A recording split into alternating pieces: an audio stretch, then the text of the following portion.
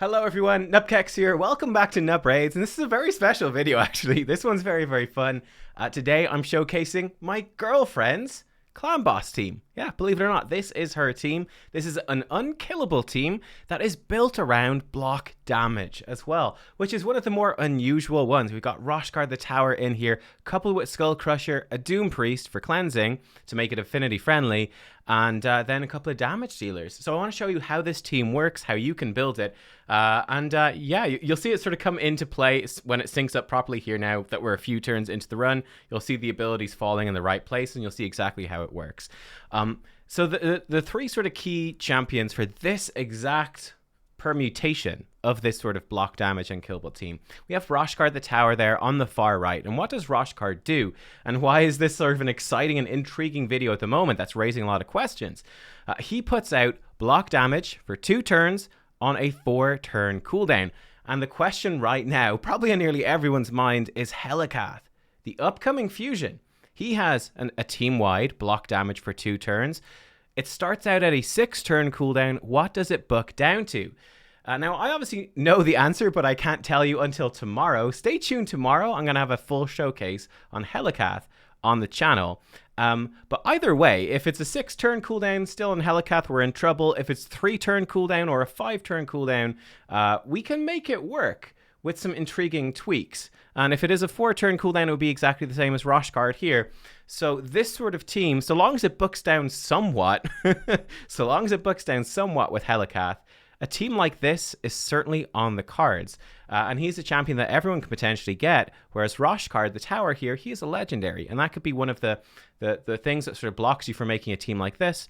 Of course, she pulled Roshcard before she pulled a Demitha, before she pulled a man. Well, she never pulled a Man-Eater. She just pulled Demitha, I think, the last Void 2x event. So, yeah, you know, this might be this style of thing, this Roshcard team, might be your way into an unkillable clan boss team, which is by far the easiest way to get the max rewards from Ultra Nightmare Clan Boss. This is going to be a 2-key team. You'll see. We're running on Green Affinity right now. It's probably best to run this on Void, so it's straightforward. We'll talk about some of the issues that you can run into. I think on Blue Affinity, it can be bad. Because on Blue Affinity, we really need Skullcrusher to be targeted by the stun, and because he's Red Affinity, the clan boss won't target him. It would target, in this case, Roshcard or Frozen Banshee instead, because they're blue if the clan boss was red. But on the other affinities, it will work, and you can see why as well, right? So the other part of this team, by the way, is that Skullcrusher. He is our stun target, and the reason for that is that Skullcrusher, when he puts out his ally protection and counterattack like this, he puts unkillable on himself. He gives himself unkillable, and he actually uses that 1-turn unkillable buff to tank the stun. And he does get stunned. We do need to remove that stun, right? Skullcrusher will remove the stun himself with his passive. It's his unique passive he can do. However, the problem with that, or right there, a Mastery procced and removed it. But the problem is that it wouldn't actually reduce the cooldown of his counterattack move, and then he'd be killed by the next stun. So we need a Doompriest in here, and you'll see that the way that these turns line up, so right there, for example, we got the slow on our team. That's due to this being an affinity clan boss. His AoE, his second AoE, will place debuffs on the team. Doompriest is actually tuned in with this tuning that came via Deadwood Jedi, I think, to remove all these debuffs. So she removes the slows, she removes the stuns. Here she goes, boom. She removes that stun at the start of the turn. So you never need to worry about it, right? The debuffs the clan boss puts on don't matter, and we can just tank our way through. The 2 damage dealers we have here, as you can see, we're actually going to go, I think we'll just go the whole way through this run, because why the hell not? We've got Fane, and we've got Frozen Banshee. I definitely think Fane is like your ideal damage dealer. She is so good. She's like an attack-based version of Razan. You guys know Razan Scarhide. He is a permanent fusion in this game.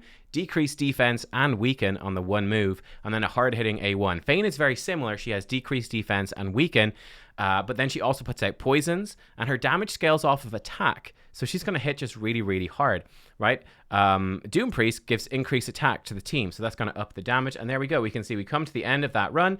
It took 9 minutes. Boom, 9 minutes to lock it in.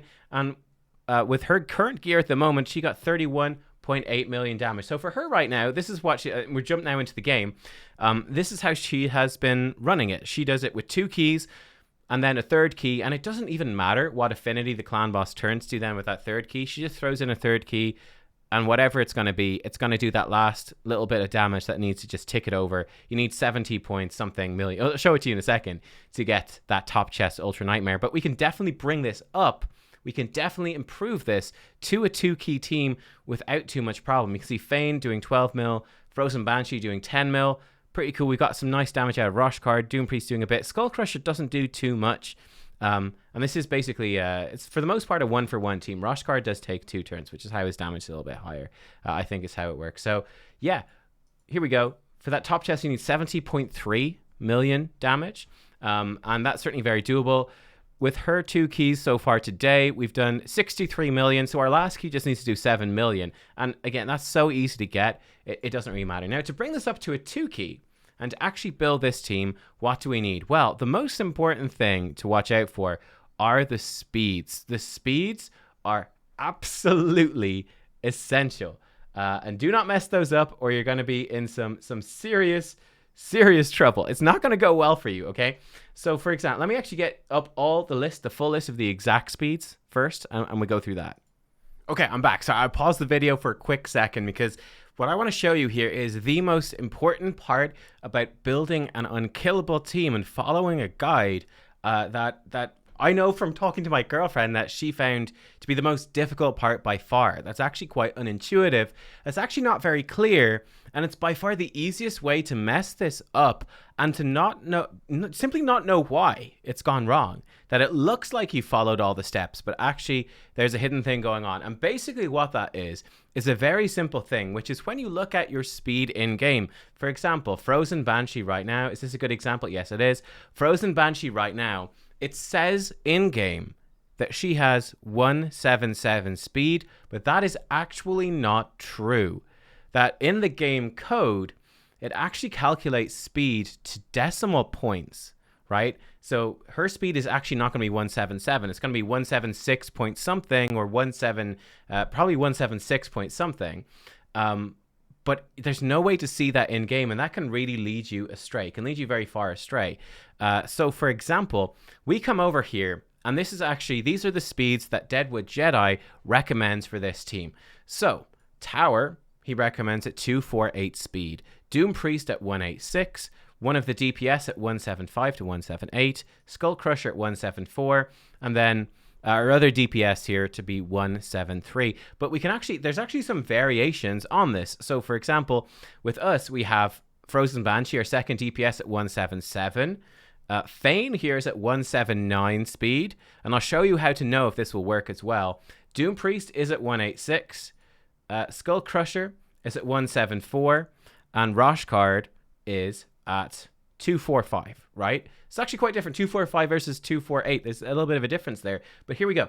Let me show you this because this makes a big difference, right? So this is the default stuff. We come in here. Remember I was saying about Frozen Banshee. I'm actually slightly blocking this. Let me bring this up for you. My mouse is actually misbehaving. I need to clearly clean it. If I zoom this in like a ton, here we go. Perfect. Actually, zoom out a little bit. If we come down to Frozen Banshee, look at this. Look at this, right? So although her speed in game is saying 177, her actual true speed, I'm still in the way, let me move over, is 176.82. So her true speed is actually lower. And this can completely change and completely throw off your speed calculations that are happening in the Deadwood Jedi calculator, right? How do we do this to put this in properly? You basically click on this speed. Her base speed is going to be the base speed of the champion, but you want to come in and you want to figure out what sort of sets they have on. So for example, Frozen Banshee here, Roshcard, for example, has 1 speed set. So we'd put that in for him, that he has 1 speed set. Frozen Banshee, she has, again, 1 speed set and 1 perception. These are both giving her percentages of her base speed. Like, so for example, 12% speed on 99 is not going to be a clean plus 12 speed. It's going to be 11.9 something or something like that, you know? So that's where stuff can really be thrown off. So you will find, let me see if I can make this go wrong. Let me zoom out here a bit. Okay. I didn't break this, did I? No, it's still the same. And the other thing as well, as you can see when we click into this speed stuff, the other thing is Lore of Steel. Now, Lore of Steel Mastery, I found this is quite funny. My girlfriend building this comp, she was just like, screw this, I hate this. And she just stopped taking Lore of Steel on everyone, which I thought was so funny. Now, you don't need to do that, but this is something you can do. So, for example, we could actually ditch this Cycle of Violence right here. We could give her Cycle of Magic. That would actually up her damage straight up. It might even be better. But Lore of Steel, you can take Lore of Steel. It gives you more of those base stats from artifacts. But again, because that's giving you 15% more of the 12% speed bonus, which is giving you a decimal point of your speed, this can throw off that speed even more. And if you don't know what's going on, it can make it really bad. So let's see if we can make this go wrong. If we take the basic, so this is the basic Deadwood Jedi calculator. And let me show you a fun thing here as well. So us having, God, this mouse is actually infuriating. It keeps going the wrong way. It's so bad. But you can see we've got slightly different speeds. Our true speeds are different, like Roshcard 248. Our Roshcard is 244.99. So our stuff is slightly different. What we're going to be looking for, the key thing to look for is when we go into sync with the clan boss, which for Deadwood's speed tune here actually happens from turn 6. Turn 6 onwards, it's good. If we look at, basically, this is clan boss AoE 1, AoE 2, then the stun, right? AoE 1, AoE 2, AoE the stun. And we want our stuff to be in sync, to happen at the same time every time. So, for example, we can see at turn 6, Doompriest, she goes first, cleanses the stun that has happened. Stuff is happening, and the important thing, Roshcard puts out block damage right before this AoE. Everyone tanks that. They still have block damage on. They tank AoE 2. We come back in. Doompriest first every time, cleansing the debuffs. Skullcrusher goes last here, puts Unkillable on, and he tanks the stun. We're back. The same thing. And you can see, like, turn 6 is the same as turn 9, the same as turn 12, 15, 18, 24, all the way down. These middle rows are all the same. This far right row, it's all the same.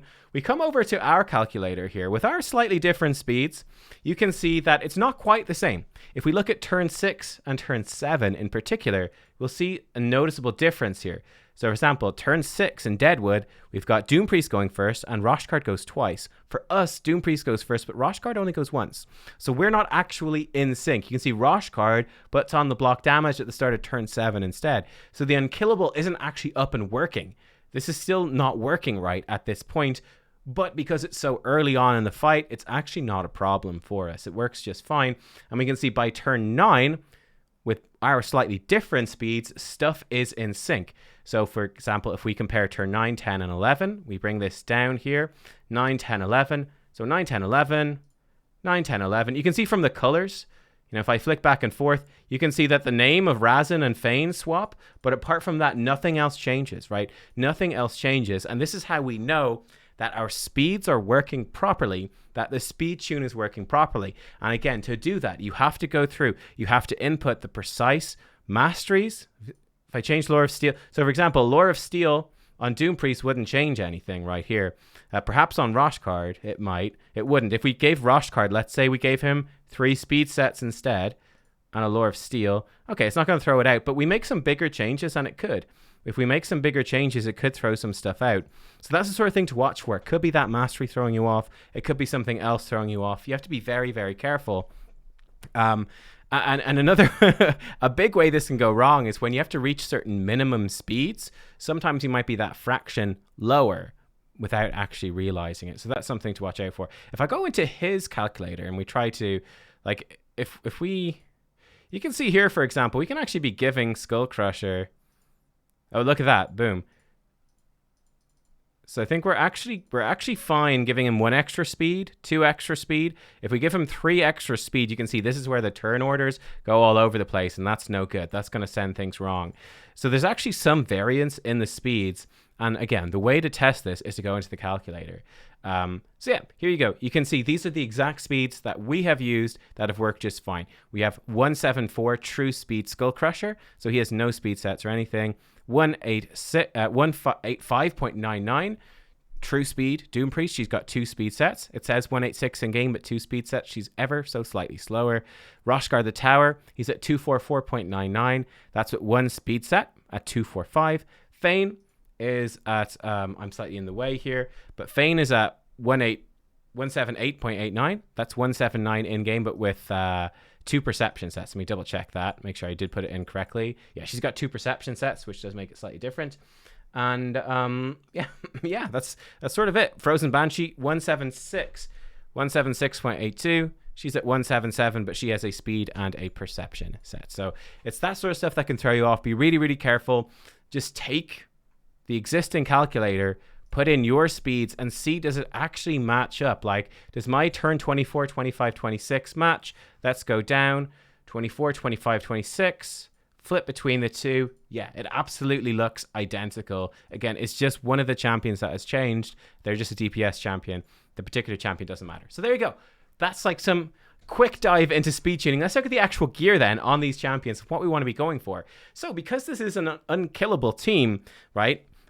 We actually want to build them with lots of damage, and survivability doesn't really matter. Roshcard, his damage does scale based on attack. So actually kind of funny enough, we want to give him lots of attack. His damage does scale on HP on his A2, but this can place these debuffs that cannot be resisted, and we don't really want to fill up the debuff bar with 2 of these debuffs. So we don't want to do that. So he can actually do well with attack, and then trying to give him lots of crit rate and crit damage. And this is going to be a consistent theme across these builds. Number 1, they all need the requisite speed so that the speed tune works. That's your number 1 thing. Then for Roshcard, he just wants lots of attack, and he wants 100% crit rate and lots of crit damage. And yeah, so you can give him things like he's got crit damage gloves with crit rate. Cool. He actually has an accuracy chest, which is actually really bad. But I think she needed this to reach these particular things. So she could switch this out, for example, for an attack chest would be much, much better. It would be much, much better. He's got speed boots to reach the speed. And then in terms of this stuff, he's got an attack ring with attack percentage. Again, he could glyph that up and his damage would go up. He'd be looking for crit damage necklace, and then he'd be looking for an attack banner. In this case, she has a resistance banner, again, to reach that particular speed. So there's room here to improve this build with an attack chest and attack percentage chest, and an attack banner.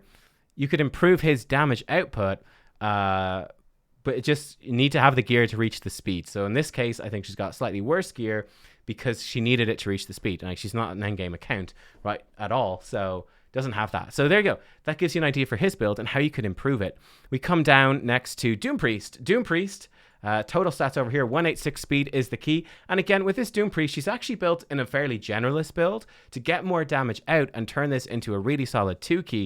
You'd be looking to up that attack. Her damage scales off of attack. So looking to crank that attack stat up higher. We don't need the HP. We don't need the defense. We just really want that attack with that speed. 100% crit rate, again, would be better. And then as much crit damage as possible. She just needs the speed and then just attack, crit rate, and crit damage. Stuff that's going to up her damage. So I actually switched her into crit rate gloves here. She was in crit damage gloves, but didn't have enough crit. But crit rate gloves, typically. She's got a defense percentage chest. So this could probably be swapped out. So this would affect the speed tune because you got a speed set.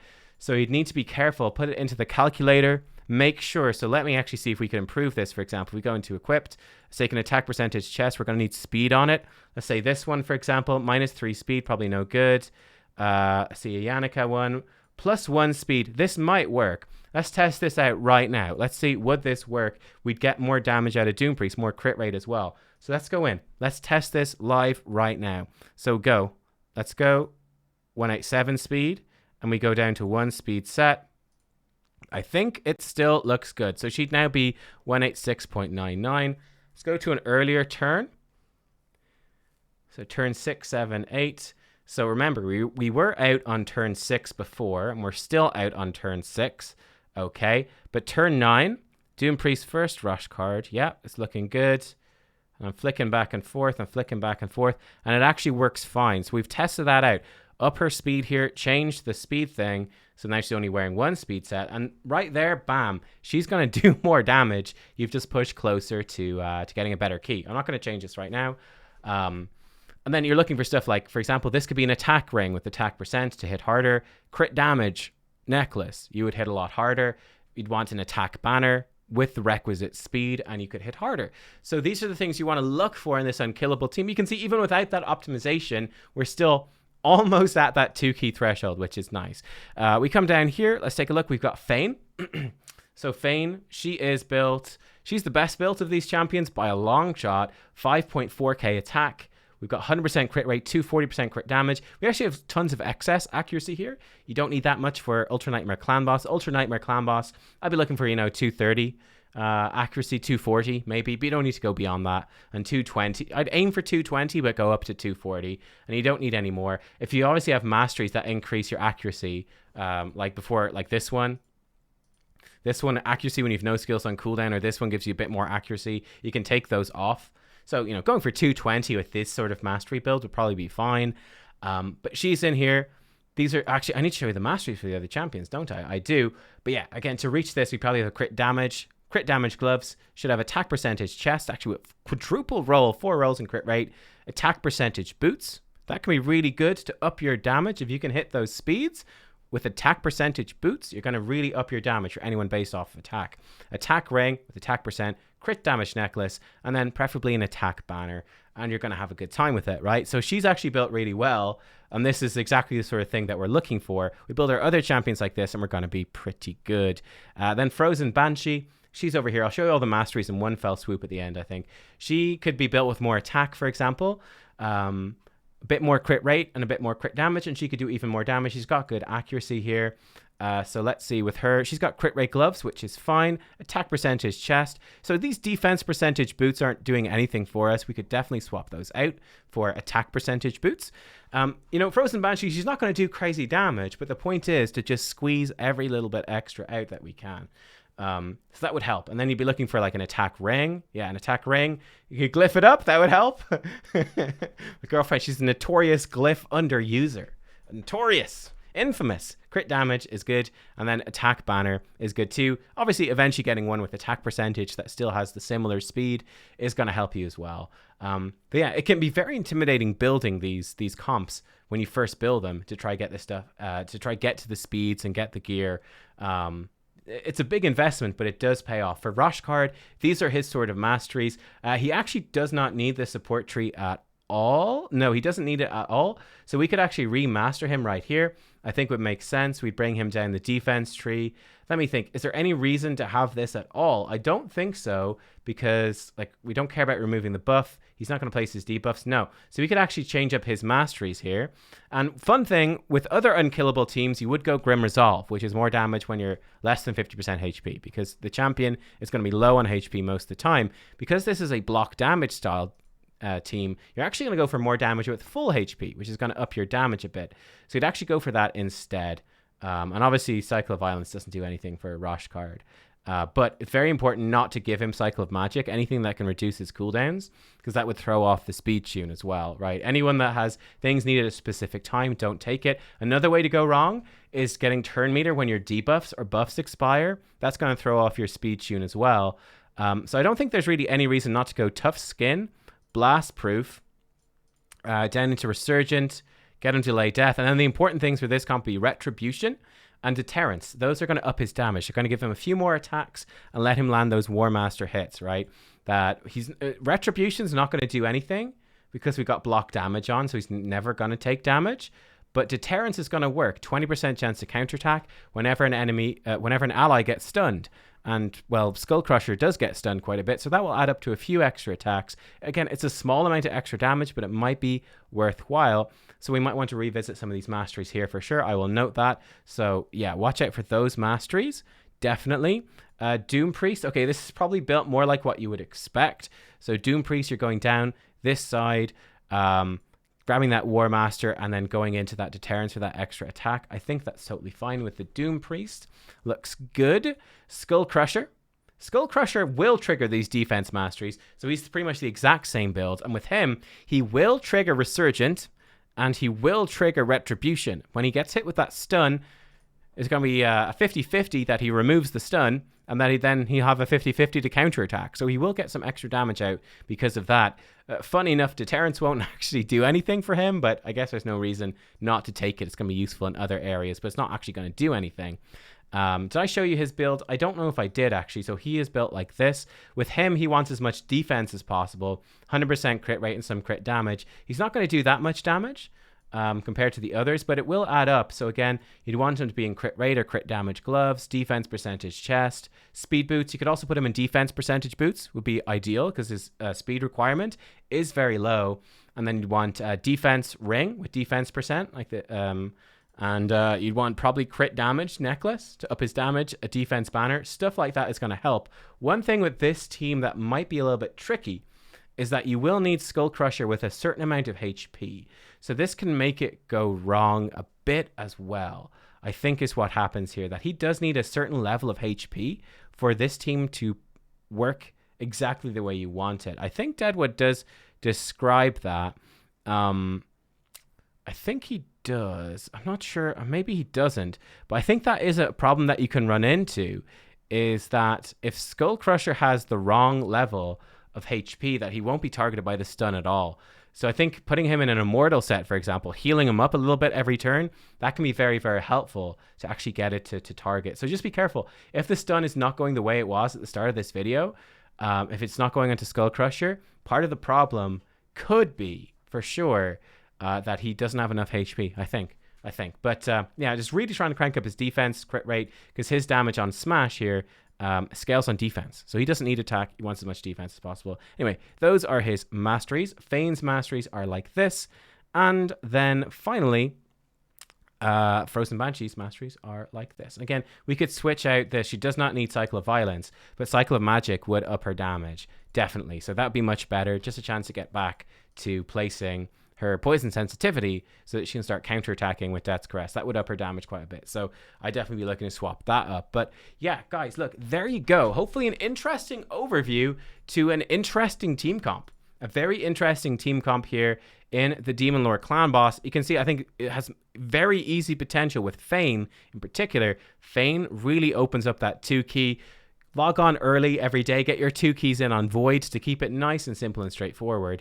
But you can see other sort of comps built around Roshcard. This one is a very different comp. There's Warcaster and Seeker in there. So this is going to have a full coverage of block damage. That's a very specific team comp with an Anax. Very specific, but it gives you an idea.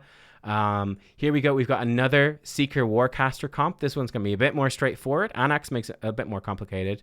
Actually, maybe the block damage it doesn't. Maybe I'm talking at my arse. But here we got another sort of variant of that comp. We have our comp here, which is built around Skullcrusher, right? Skullcrusher is the key to this. She doesn't have a Seeker on her account, so she can't build the other sort of compositions. And it works really, really well. It works really well. Easy enough to get to that, yeah, to get to that 2-key threshold for Ultra Nightmare. Start getting those Transcendent chests. Get yourself your Sacred Shards, all the rest. Guys, I hope you enjoyed a little bit of a showcase here, a little bit of a look. I'll see you all next time. Thanks for watching. Bye-bye.